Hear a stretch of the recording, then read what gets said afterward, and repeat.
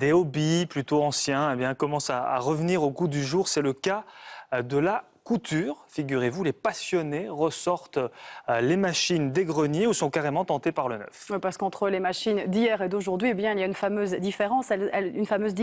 Elles ont bien évolué et les ventes sont même en ce moment en train de repartir à la hausse. Le plaisir de créer soi-même des vêtements séduit et toutes les générations en plus. Reportage de Nathalie Massard. La couture opère un indéniable retour en grâce.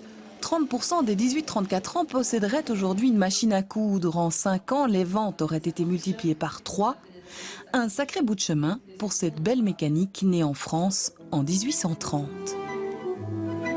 Au départ, la machine à coudre, la dame à la maison faisait les vêtements pour toute la famille. Et puis à un certain moment, les générations ont fait que certaines dames ont estimé, avec certains mouvements peut-être féministes, mais que la machine à coudre n'était plus à la hauteur et que c'était un produit désuet. Fini la ringardise, cette entreprise familiale voit maintenant arriver de nouveaux clients prêts à en découdre. On voit revenir des jeunes filles avec soit la machine de leur grand-mère ou de leur maman dans le but de la faire réparer plutôt qu'à d'acheter du brol, ou alors aller vers des études de stylisme ou vouloir refaire toute la décoration à la maison. Et ils vont se diriger vers ce genre de machine. Mécanique ou électronique, simple ou sophistiquée, d'une centaine à plusieurs milliers d'euros, elle enthousiasme toutes les générations dans un même élan de créativité. Dans l'atelier du magasin, par exemple, où avant d'emporter sa machine, on apprend à s'en servir. Pour pouvoir travailler la broderie, il faut prendre un dessin qui se trouve sur l'ordinateur. On introduit la clé USB, on fait venir le dessin sur la clé USB. Cette clé USB, on la met dans la machine. On appuie sur broderie et on peut broder. Disons qu'à mon époque, quand j'étais plus jeune, c'était déjà très bien. Et maintenant, c'est super bien.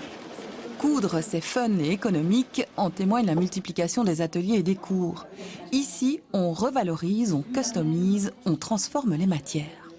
Ça, par exemple, c'est du pantalon de ski des années 80, assemblé avec une robe de grand-mère qui valait plus vraiment la peine en tant que jupe. Mais en tant que mini-jupe, elle est plus sympa. C'est la matière qui parle, c'est plus l'idée ou le concept ou le rêve d'une robe qui parle. C'est plutôt la matière qui donne envie d'être transformée.